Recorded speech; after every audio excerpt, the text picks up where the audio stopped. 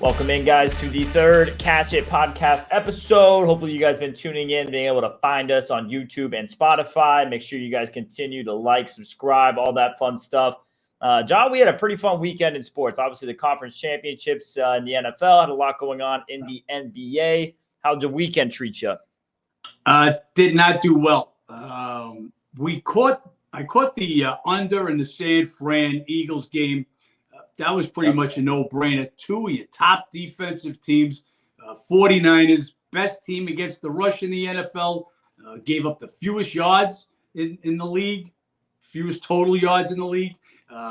Eagles, best team against the pass, also by far had the most sacks, and they gave up the second fewest total yards in the league. Two great defensive teams. Got to go under. We bet under 46.5. Told our guys the day before. That line went down to 45. Obviously made a whole hell of a lot easier by 49ers not having a quarterback. I heard or I saw Steve Young Twitter that said he was out in the parking lot warming up if they needed him.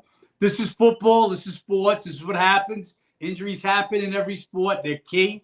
And even when Purdy came back, it was like not having a quarterback in there. Oh, yeah. So, I mean, it was an under. The second game was a big bet for me on Cincinnati. Really loved the Bengals in that game. Hats off to Mahomes, man. He was hurting. I mean, there's no question about it. You just don't get over high ankle sprains. He did what he had to do. He was banged up a couple of times, but he made some unbelievable passes in some key situations. And then the run, first of all, just to make that run on the gimpy ankle, to really suck it up. Instead of just taking the sack and say, fuck it, we'll go to overtime, the hats off to him. He makes the run, and then keep your shirts on, guys. It was nothing. There's no fixed game from the referees. It was. I hate to say it, but it was a penalty. He hit him out of bounds. You can't hit quarterbacks. You can't hit quarterbacks, and you can't hit quarterbacks, especially the darlings of the league. Brady, Mahomes, you can't hit them. He hit him clearly out of bounds. Just to lose the game like that was tough. Bengals having the ball. Bengals cannot leave any time for Mahomes. Before the punt return, I knew we were in trouble. If you're going to turn that ball back over to Mahomes, what did he do to Buffalo last year? This is what happened. So you get a big kickback, a big punt return, and then tack on one of the stupid, costliest penalties in NFL playoff history. And Bengals go home. KC goes on to the Super Bowl. So not so good with the NFL. Like I said, the under was a light bet. The Bengals was a love bet. Lose a couple of bucks there. Talk more about the other sports later, Ben, but interested in your take on the games. Yeah, I mean, obviously, like you mentioned already with San Francisco, once you go down to Johnson, four-string quarterback, their chances in that game were slim to none. And then he goes down, and you're dealing with a Brock Purdy who can't throw. I don't understand why they didn't go more Wildcat McCaffrey. I mean, it wasn't even just a QB situation. They were also down backs. They didn't have Elijah Mitchell, so that whole backfield was just absolutely torn up there for San Francisco. Didn't really stand a chance. That's going to be very interesting for Philly moving on to the Super Bowl because you have two completely different teams here just as far as being battle-tested both this season and in the postseason. As far as that KC-Cincy game, now I'm not going to go and say the game's rigged or anything, but definitely the officiating, a little bit questionable there. Penalties-wise, double the penalties there for Cincinnati. I think it was 19-3 on the no calls that could have swung or benefited Cincinnati that went against them. So a little bit questionable on the officiating. But regardless, like you said, what Patrick Mahomes did on a banged-up ankle, and not even just him being banged up, Kelsey goes into that game questionable, and he ends up playing through a tough back issue. You lose Tony, you lose Juju Smith. I mean, you go down multiple receivers as the night goes on. Got to give credit to Valdez-Scantling. He had a really big performance, stepped up with all those guys getting hurt. Hard-fought game. Since he definitely had their chance at the backstretch of that game to pull it out, I thought we were going to see another Joe Burrow game-winning drive to another walk-off field goal in Arrowhead. KC held on. They pulled it out. So heading into the postseason, I thought it was going to be one of these AFC juggernauts, KC, Cincinnati, or Buffalo. Heading into the Super Bowl, I still think it's going to be the one that came out with the Chiefs. Obviously, that line opened there -2 with a total at 50. I know we can touch on that a little bit today. We will. Just getting back to the game, like you said, there was a lot of penalties that, look, could they have kept that one in the pocket? They could have. The game, one where Mahomes, the knee hits the ground, but he made the throw. They didn't call that one till the review was so clear that they had to call it. Look, if you guys watched our second episode 2 of our podcast, we talked a little bit about Tim Donaghy. Now, I don't want to start getting everybody conspiracy theorists every time there's a close game or a bad call. If you're an Instagram follower of mine, not only did I put the LeBron call from Saturday night, which was an obvious foul. If anybody was watching the game, LeBron's going to the basket, end of the game, tie score. I mean, fouled straight on the arm, plain view, couldn't miss it. They don't call the foul. They choke on the whistle, go to overtime, they lose the game. We still won it. We had the Lakers. We win it +8 in overtime, but the Lakers don't win it on the court. Also in my Instagram, right following that, if you guys are familiar with the name Angel Hernandez, one of the umpires that gets the most ridicule. And again, it's a pitch that's literally down the middle of the plate. He lets it go for a ball 4, and you can hear the announcers saying that this was not the first pitch. The pitcher comes down, questioning the call. The coach comes out, manager comes out of the dugout, gets thrown out because you can't argue balls and strikes. These umpires and referees, they change games. There's no question about it. But don't start thinking every one of these is a fixed game. At this level, let's talk about NBA. NBA games are reviewed every game. If you're doing it, you're going to get caught at some point, a la Tim Donaghy.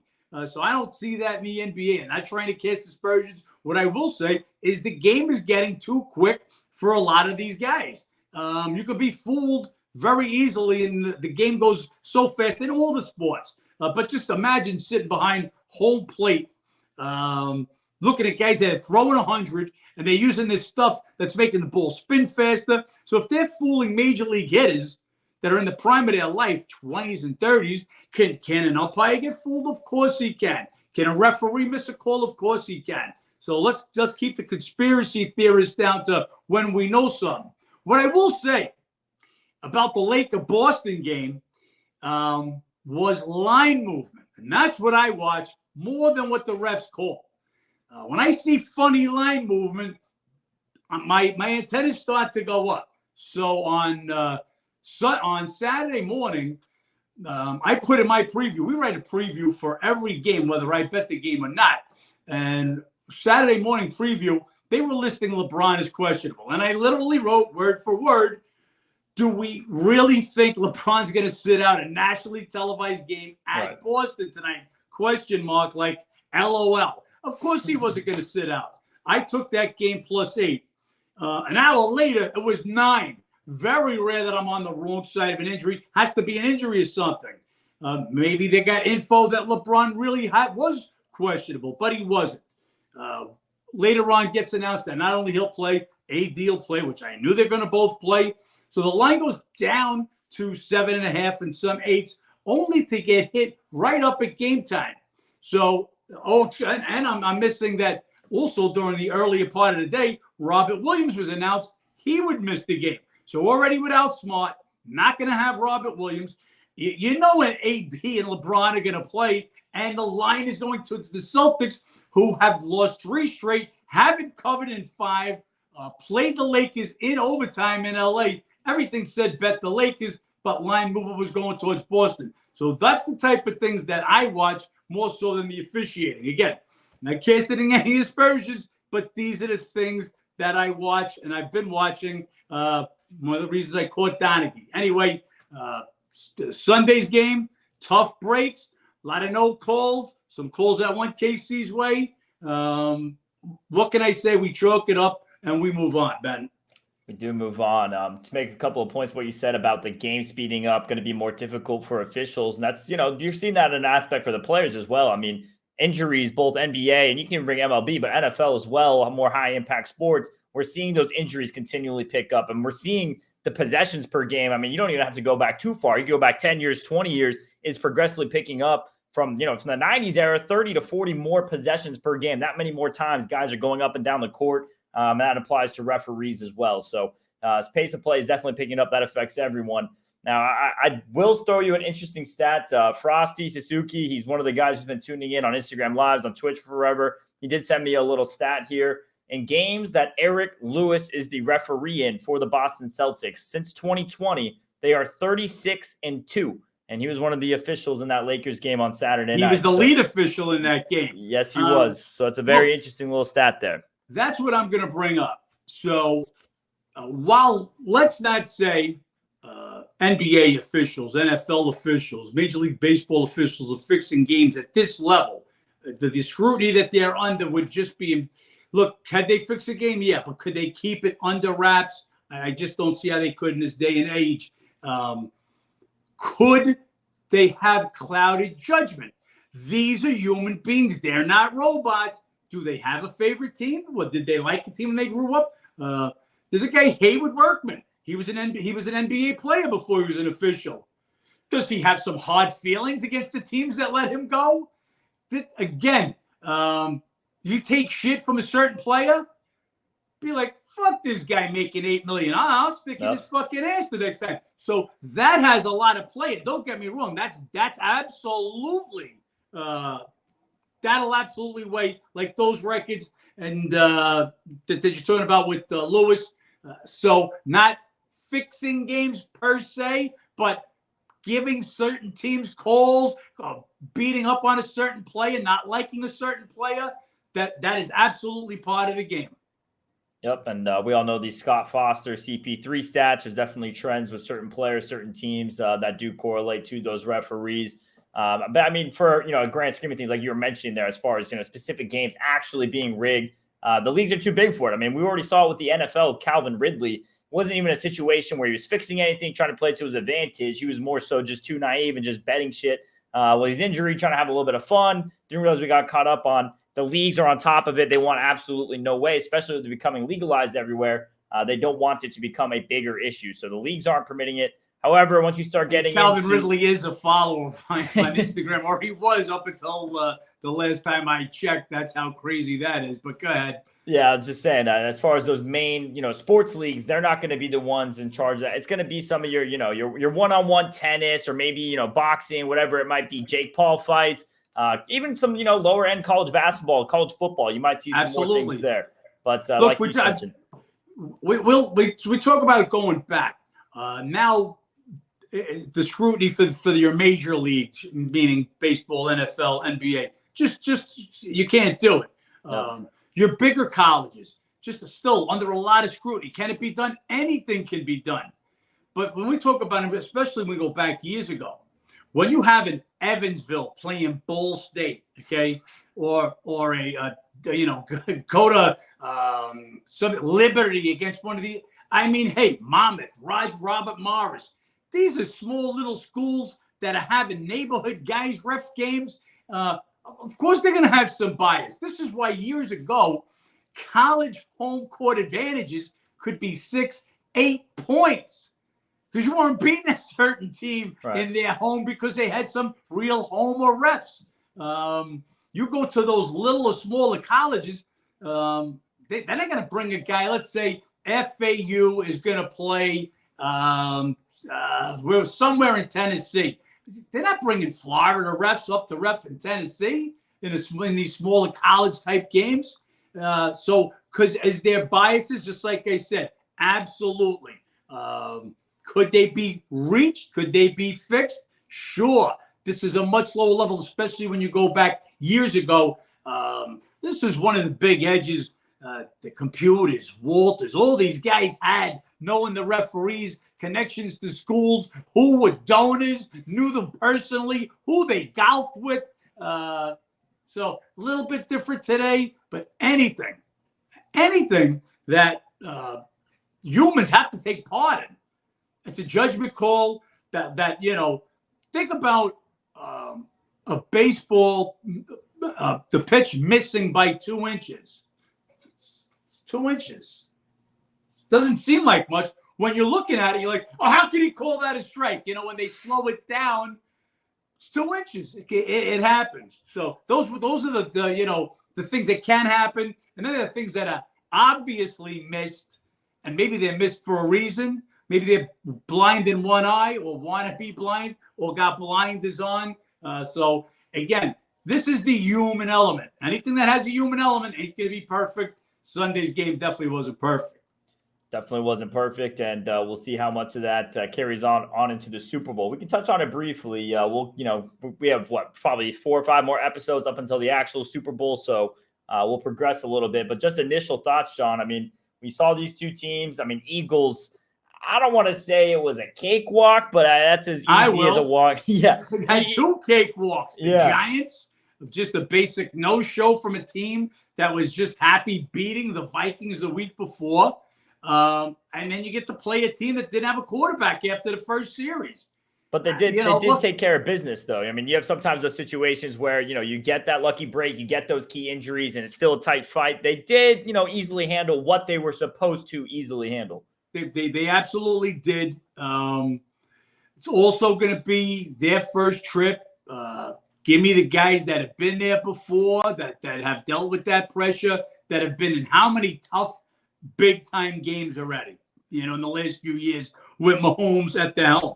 Now, he's going to need to get some receivers healthy. 2 weeks should be good. I mean, to get himself healthy, Hurts actually admitted just the other day that he still wasn't 100%, but he'll also get those couple of weeks to get healthy. But, yeah, right now that line opened up pretty much a pick and went right as high as 2.5. And I was waiting to see if it went to 3. If it went to 3, I would have pounced on the Chiefs plus the 3. Game came down a little bit this morning. It's sitting at 2 right now. To me, give me the points with the guy that's been there before. That's how I feel about that game. We'll see, like I said, as the week progresses, injury reports and such. Yeah, the Eagles, I mean, just a little touch on those injury reports. Like you mentioned, it's Tony with the ankle, Juju with the knee. You have Hartman, he has a pelvis issue.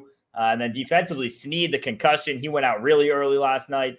And then Gay, the linebacker. So you really missed a lot of talent last night, banged up for Kansas City, and they still pulled it out. Got to give them all the credit, give Mahomes all the credit. But I agree, most of those cases should be okay come 2 weeks from now, especially it's the Super Bowl. So that's a game that if you're remotely able to go, you're going to go.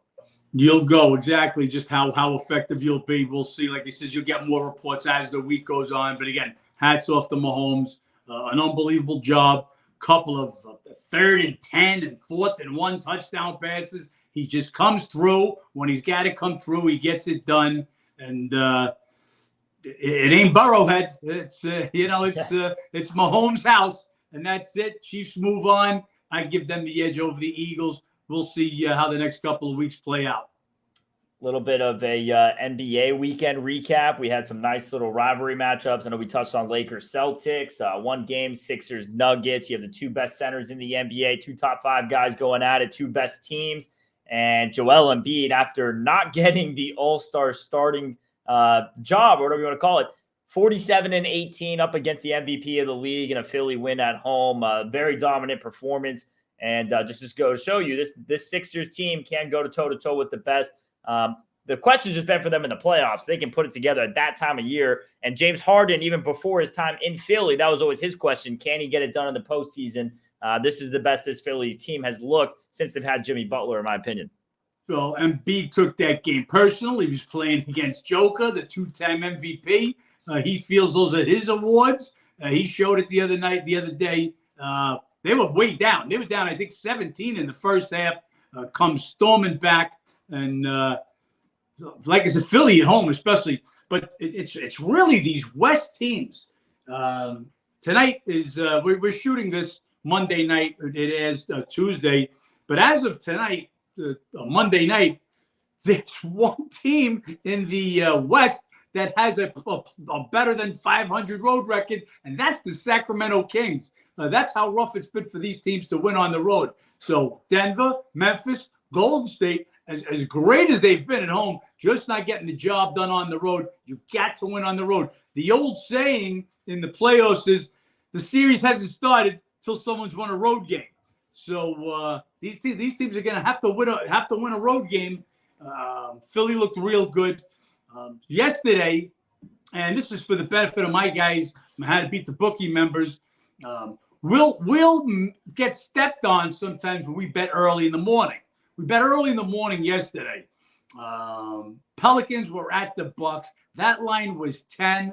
I just thought it was too high at plus 10. It was it a came back down to for back. a bit. I was just saying it did come down for a bit, 9, 8.5 before the injury break. Look, it was for sure that was the side, and at that time in the morning.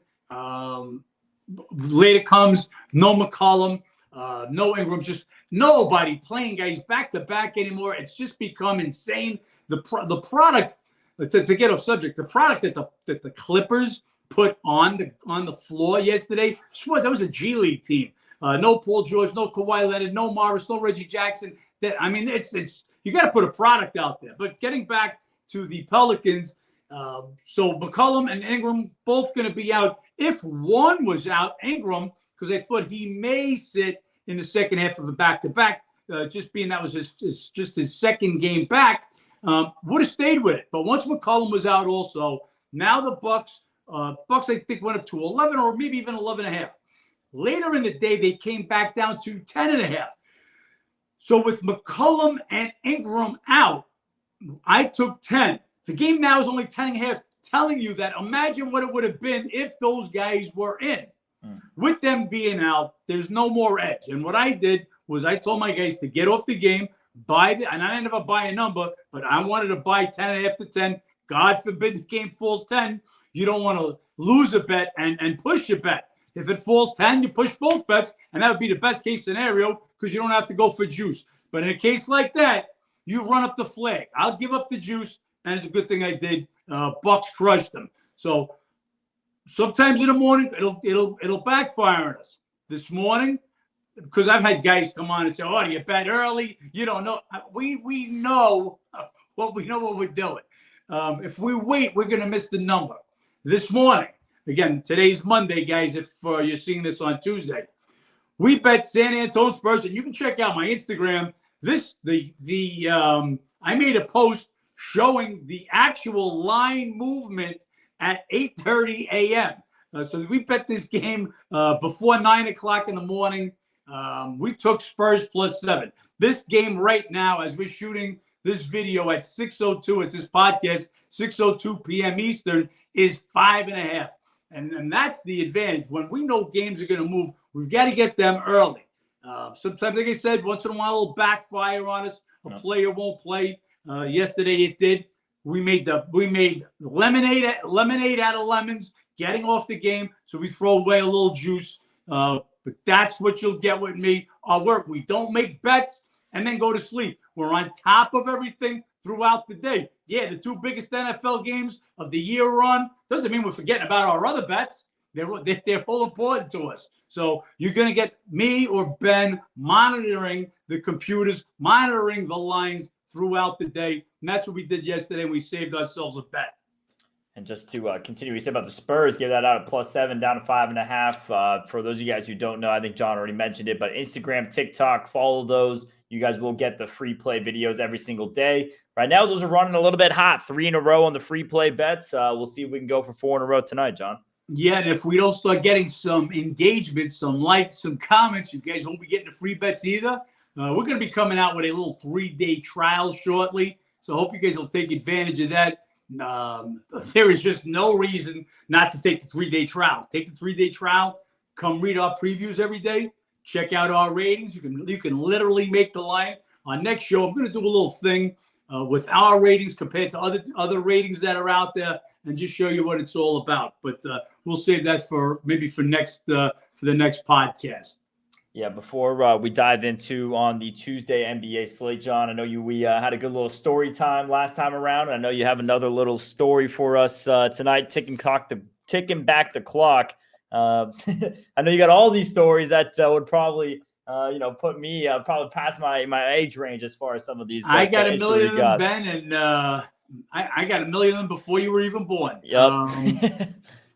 Look, like I said, I grew up in this business. 14 years old, running parlay tickets, started writing tickets. When I say writing tickets, we didn't have computers back in the day. We answered the phone, you put your bet, we wrote a ticket, that was your bet. Writing tickets in my father's office on the weekends. This is how I grew up in the business. As I got older, part of my job, again, like I tell you guys, it's all about an edge. So we're going way back now, late 70s, early 80s. Okay, I'm a teenager, 18 years old. Let's call it early 80s. And part of my job, my father would take action on the phone with horses also. Harness racing, for you guys that don't know, you may know it. It's what if you know the old Roman chariot races, where the guy's in a buggy and the horses pulling the buggy. So the harness races used to be up in Yonkers, used to be at Roosevelt, and these are spots, one in Long Island, one up in New York. And my job would be to go up there and knock the odds down. What do I mean, knock the odds down? So let's say a guy calls in and he's going to put $5,000 on a horse, and the horse's odds are going to be 5-1. Well, if I go to the track and I bet $1,500, $2,000 at the window, it's going to knock the odds down. So now that horse is maybe going to pay $5, $6 instead of $10. That's the edge that we're going to get. He's going to have to win that many more to make that kind of money. That was my job. So one particular night, I go up to the track, and I've got a list, 3 different races. First 2 win, wire to wire. It's like I said, it looks like the other guys are holding the horses back while one is running. Again, when you've got jockeys, especially, this stuff has been going on forever. All these jockeys, they're with each other 9 races a day, every single day. It's like highlight. We'll talk about highlight too another time. But the first 2 races went for fun. I've got one more race to go with. I'm cashing tickets. So I don't know if I've got 6, 7, 8,000, whatever it was coming back. And I tell the teller, give me a change and put 1,500 on whatever the next horse was going to be. So with that, this poor teller makes a mistake. And instead of hitting out $1,100 tickets, he punches out 15 $1,000 tickets. Here I am, an 18-year-old guy. I'm sick. I've only got to turn in 1,500 of the bet. So I've got 15,000 in tickets. So I've got 13,500 on a race. And this, we're talking 1980. Think about 40-something years ago what that kind of money is worth now. So just a million stories of the things that I've done all the years, all the things that I've seen, the guys that I've dealt with, the pros, the real pros, the legends in the business. Like I said, when I have some things on Instagram with these young little boys that I don't know if they know how to wipe their ass yet, try to tell me about cap and like, maybe you should bet the first half, or maybe you should shut the fuck up and listen to somebody that knows, guys. Wait, so did you win with your 1350 on the horse, or did that not end up what paying I out? always say, just in case the IRS is listening, is nah, horse lost. All right. Just making sure how that story wound up, but good to know it didn't. We can take that on into the NBA slate. I know you do catch a lot of the trolls and so much from the younger generation on Instagram. So for those of you guys who are part of that watching now, John has been in this business for a long time, and experience pays. This game's all about information, and let's tap into that a little bit with the NBA slate coming up tomorrow. The unfortunate part is these guys really think there's cappers. I don't even know what you call them. Guys out there that hit 75, 80%. Guys, those are unrealistic numbers. Those are if you run red hot for a week, 2 weeks, you can hit those numbers. We hit those numbers actually 2 separate months in the NBA last year. I believe it was November and again in March. You can't hit that. No, you can't hit those numbers all year round or for a season. You can't stay that hot for that long. And that's just the NBA. Like we told you last episode, admittedly, this has been a down season for the NBA. That's why there's absolutely no better time to become a member. There's no way I'm not going to finish the season hitting under 50%, not even a possibility. We'll get the numbers. Again, like today, Will we win the San Antonio game? We took 7 on San Antonio this morning. The game is now 5.5. They may lose by 27, but with beating the number each day with these games, we're going to win our share of games. For the rest of the card, Ben, we can go through it out. Like I said, everybody knows already we're on San Antonio. One of the things I haven't said, if you watched my Instagram video, the Wizards have not won in San Antonio this millennium. They haven't won since 1999. So again, one of the stats I use, but it's more than that. It's their 4th game in 7 days. San Antonio was home their last game. Just Wizards are hot, won 5 straight. San Antonio losing 5 straight. Just too big of a number. 7 is too many points for the Wizards to be favorite there. We're beating the number. We have an edge on the number. I think we'll win the game. Is the game a lock? Of course not. No game's a lock. But that's the edge we have in that one, Ben. Yeah, nothing guaranteed all about an edge. And what you said a bit ago, just about, everyone looking for those cappers hitting 80, 90%, believing that there's a magic crystal ball. I think that's part of the problem of, the U.S. as a country just being so delayed as far as legalizing sports betting. You just have so many people, no idea what is going on, how it works, what's the truth.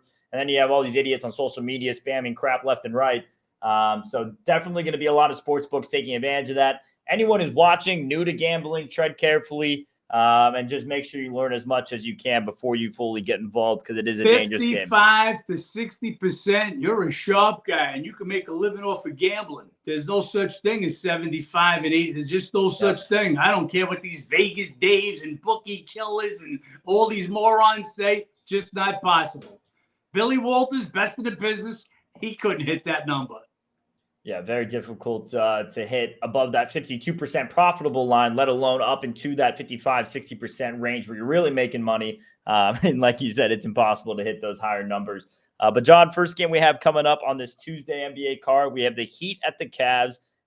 We have this Miami team who's coming off a little bit of a disappointing loss against the Hornets at Charlotte on Sunday. They're just 1-4 against the spread their last 5. They're one of these teams, bottom 3 in the league, don't cover.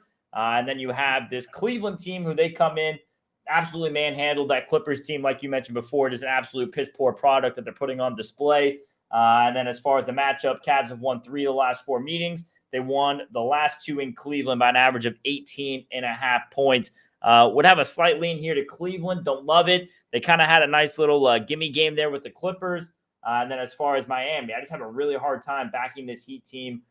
This is actually a game would lean a little bit to the under. You have 2 top 5 teams as far as points allowed. You have Miami down there in the back end of scoring. And then you have Miami, who should be fairly fresh coming off the game at Charlotte. Meanwhile, Cleveland should be entirely fresh coming off a very easy game against the Clippers. They were up, 35 at halftime, whatever ridiculous it was. Yeah, and Mitchell was had missed, I believe it was 5 of the prior 6 games. He got in for about 20 minutes, and in 20 minutes, he was a plus 36. So it just goes to show you the kind of breeze game that they had. Miami, all of a sudden, have a little bit of a rough time on the road. They've dropped 3 of 4. As you said, they lose at Charlotte. Actually, role reversal. They had been down in their prior 4 games, all at halftime, to come back to win 3 of 4.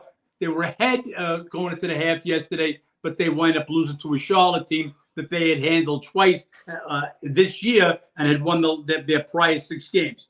For this game has already gone from 4 on the overnight to 5 and 5.5, and now off the board some spots as they announced Jimmy Butler questionable. Butler's been in again, out again. He's huge for their team. So much depends on Butler. The whole team's been banged up all year, whether it was Hero missing time, Bam missing time, Butler missing time. So when they're all together, Miami's got a good team. Second, I believe, in the league in points allowed, while Cleveland leads the league in points allowed. So you would think an under game. Got to find out what's going on with Butler. Like I said, Miami coming on from a road game, another road game in Cleveland. Cleveland had a breeze game at home. Would expect this to be Mitchell's second game back after a day off. They'll lengthen him out a little bit. So yeah, it's all about Butler. Obviously at 5.5, if Butler's in, that's a high number for me. I'd be more inclined to take the Heat.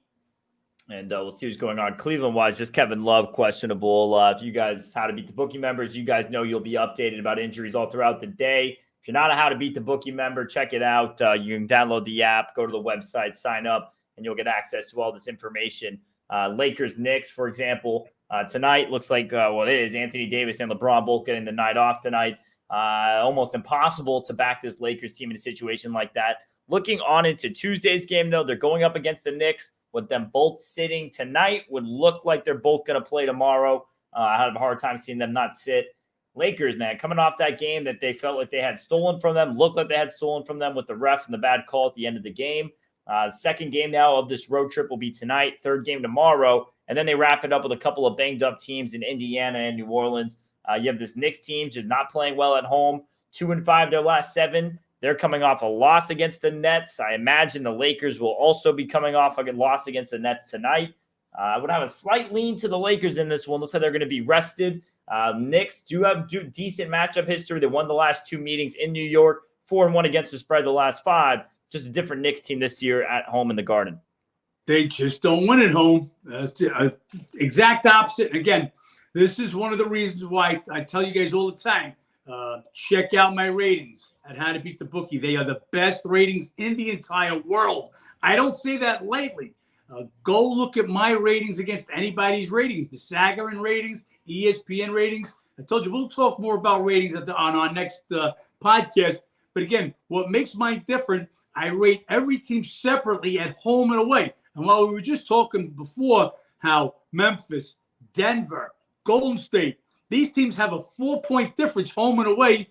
I've got the Knicks rated better on the road. So when you get a computer rating, like the Sagarin ratings that are world-renowned, that are used in the NCAA to help select the playoff teams, they'll tell you just give whatever it might be, 3.1 points to the home team. It's actually insulting. How you can't give every team the same home court advantage when you have a team like the Knicks that are they're not better on the road because I say so. It's because the statistics say so. You get teams, like I said, Golden State. The average might be 3 points for home court throughout the league. But that doesn't mean each and every team gets the 3 points. So again, besides the preview, guys, besides my bets, my predictions, the ratings are great to look at. My ratings in this game, I've got now at full strength with AD back and LeBron. I've got Lakers rated 34.0 on the road. I've got the Knicks rated only 32.9 at home. So you get the Lakers a little better. But as you said, they'll be back-to-back in 3rd and 4th. And that's why they're sitting tonight when they didn't play yesterday. You have a Saturday night, it was an overtime game. You weren't going to put LeBron and AD a Saturday night overtime tonight and then again in the Garden. So they'll sit tonight and they'll take their shot against the Knicks. It's a strategic move, figuring they may not beat the Nets, have a better shot, against the Knicks at home. And I'm like I said, with my numbers saying that the Lakers are a little better, about 1.1. Give them back-to-back 3rd and 4th, swings it over to the Knicks, maybe like a 1 on the game. That line right now, I'm looking at 1.5 or 2, depending on your book. So would have a slight lean to the Lakers. And we'll see if that line keeps climbing up, maybe gives a little bit of an edge there. Hornets, Bucks, the next game on this card, and just immediate right off it, you got the read of a revenge factor here for Milwaukee. I mean, you have this Hornets team who's actually just played well in the matchup history altogether. 3-3 straight up, 4-2 against the spread. But last time they met, what was that? Earlier in January 6th, you had the Hornets come out, absolutely blew the doors off the place in Milwaukee. They put up 51 in the first quarter. Bucks were never going to get back in that ball game. That's just one of those you can't overcome on the run. Charlotte, even coming off a little bit of a letdown, they get the win against Miami, playing decent right now, 4-2 their last 6. And then you have this Bucks team who's just been great at home, coming off a big 50-piece from Giannis against that banged-up Pelicans team. They're now 6-1, 5-2 against the spread their last 7. Coming in at home, 20-5 straight up, 17-8 against the spread. And I believe they have a little circle on this game because I had one as well. I would imagine Bucks revenge is a big factor here in this game. Them or nobody for me. Well, look, the line makers, they're not stupid. That's why this game is a huge overlay. The game opened 11 immediately, 11 and a half, and 12 is sitting out there already. Just like you said, tremendous home revenge in this one. But I can't make the number this high. Despite his old Milwaukee. But Charlotte actually been playing a little better basketball lately. They won their last 2 games at home, 4-2 in their last 6. Yep. They cover on the road. Milwaukee's been great at home. Like I said, I'm not advocating for Charlotte. I'm not laying a dozen with the Bucks. Too much room for backdoor. Got to remember the Bucks. Looking at the long picture, trying to get Giannis some rest whenever they can. Yesterday may have let him play a little too long in his chase because he wanted to drop 50, and he did. But if they get a tremendous lead, you'll see these guys on the bench. That's what they did the other night against the Pacers. They were on the road at Indiana. They were up 30 at one point in the first half. They were sweating out the backdoor cover. Pacers almost covered that game. I think the game lands 10. So I don't like to lay these numbers unless I really feel it's a great spot. And I think it's a great spot with the revenge. Just Charlotte, like I said, playing a little bit better basketball. Hayward had a ridiculous game. 7 for 7 from the field, 3 for 3 from 3, and 3 for 3 from the free throw line. Not missing a shot. Ball getting better with each game. They might just be pesky and hang around. Bucks are nobody, but for me, it's nobody in this game with that big a number. Yeah, really big number. With the next game, John, Clippers Bulls, we just touched on it. This Clippers product they've been putting out right now, listed questionable is Paul George, Morris, Covington, and Jackson. I don't feel like all those guys are truly questionable. A little bit of extended just from missing the last game. Well, a lot of those, maybe they do have a little bit of a lingering injury, much more of a rest. Interested to hear your thoughts on this game. Look, this is what's hurt us a bit this year. Everybody gets listed questionable if they have the slightest possibility of missing a game. Didn't used to be this way.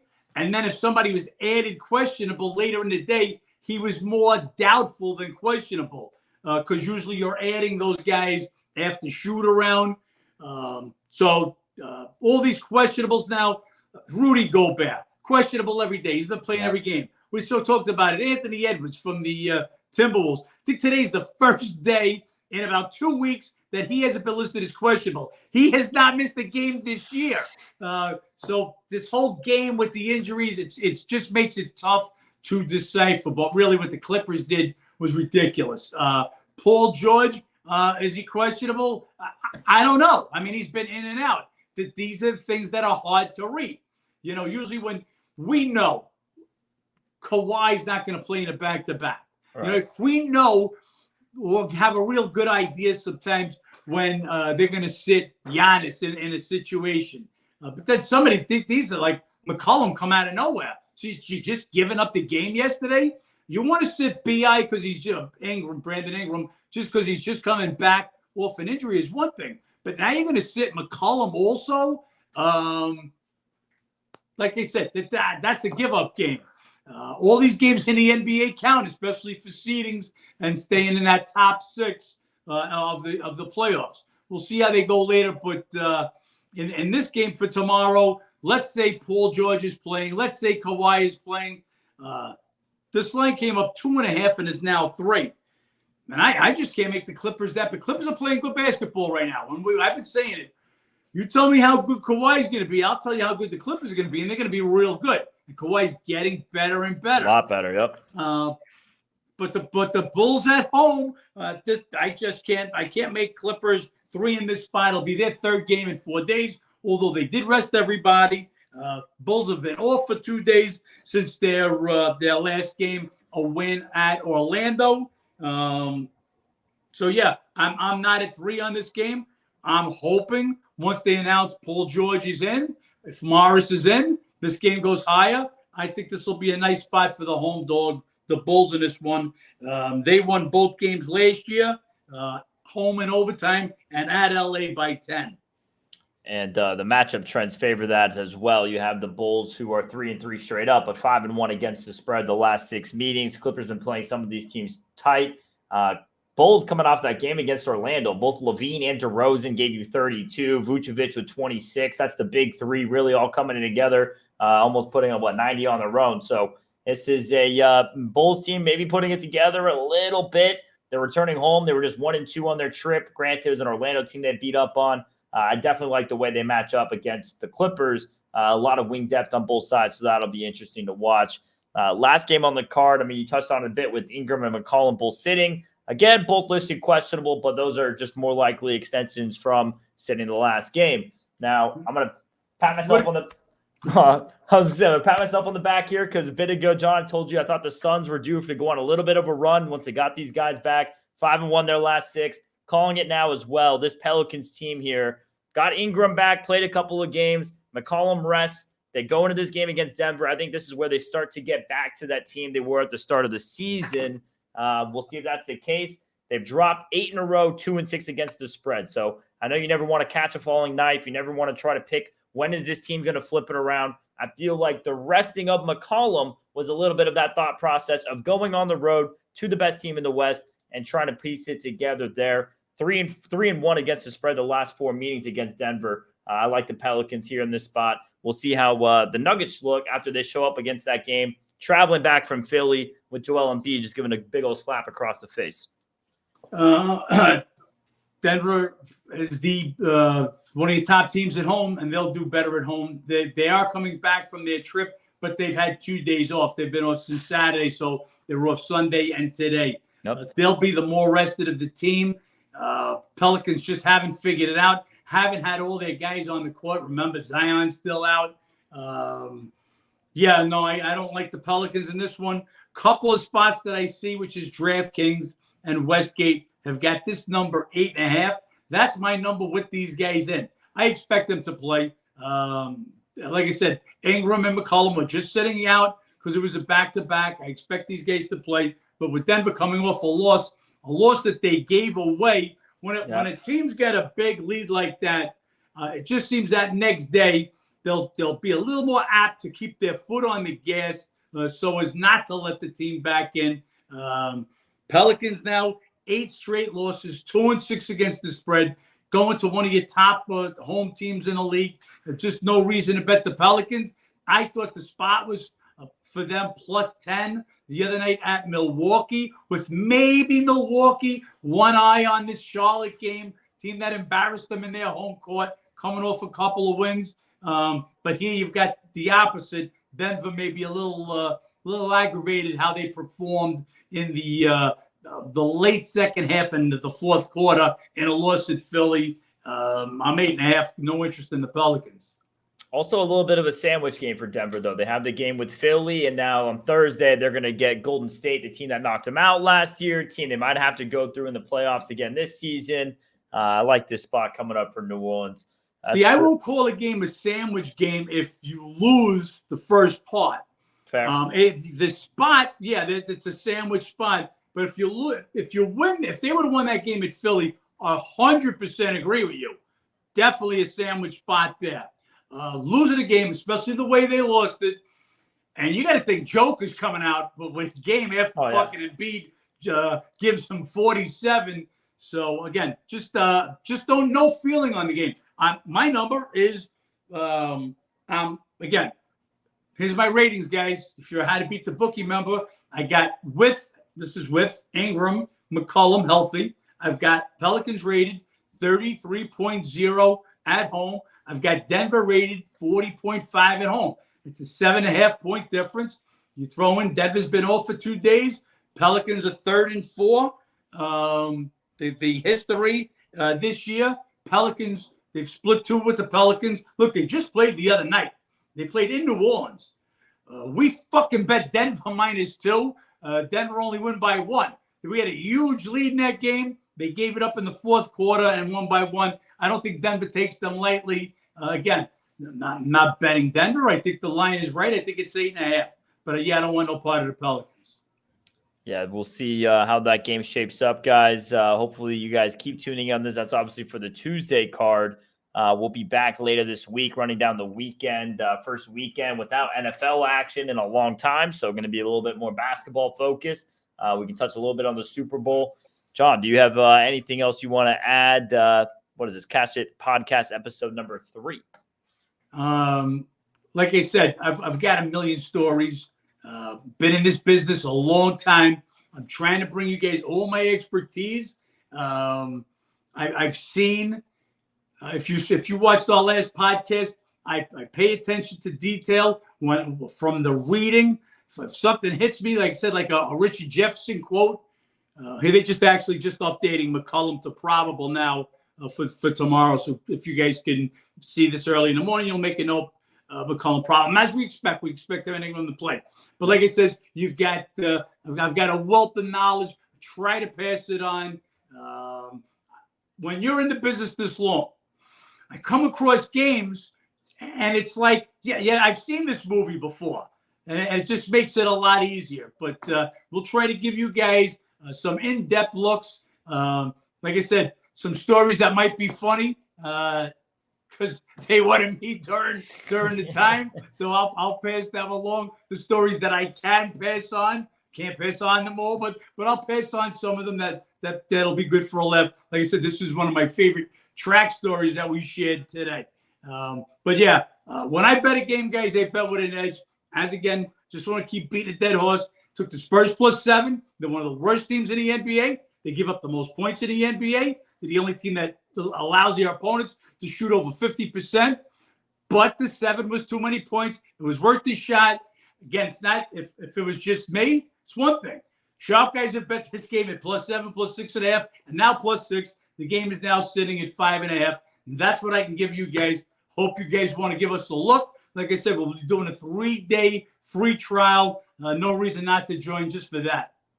Make sure you guys check out that free trial, get access to all this information, all these injuries we have been talking about. You guys will be informed about that throughout the day. That's going to wrap it up for Cash It Podcast episode number 3. Please, guys, like, subscribe, comment, do all that stuff. Help us grow. Want to give you guys much quality information, as much John stories as we can do, and hopefully to as many people as possible. With that, we need your help to grow this thing. So make sure you guys engage. If you guys have any topics you guys want us to cover, any questions for John, any questions, sports betting related, whatever it might be, make sure you guys put those up as well, and we'll get to those, and we'll cover those on the next episode.